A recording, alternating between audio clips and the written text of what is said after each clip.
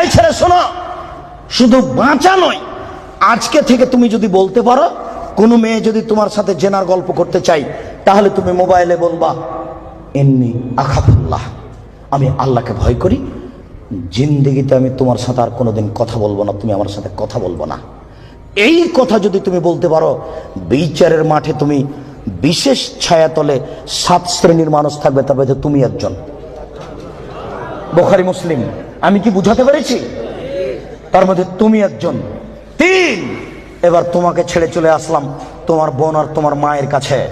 রাসূল সাল্লাল্লাহু আলাইহি ওয়াসাল্লাম বলেছেন, কেউ যদি 4টি কাজ করতে পারে, কোন নারী যদি 4টি কাজ করতে পারে, জান্নাতের যে কোনো দরজাতে ঢুকতে পাবে। 1, 5 ওয়াক্ত নামাজ পড়বে। 2, রমজান মাসের রোজা থাকবে। 3, স্বামীকে মেনে চলবে। 4, জেনায় লিপ্ত হবে না, জান্নাতের যে কোনো দরজাতে ঢুকতে পাবে, কোনো সমস্যা নেই। এবার সবার জন্য আল্লাহ তাআলা বলেন, ওয়ানাহান নাফসা আনিল হাওয়া।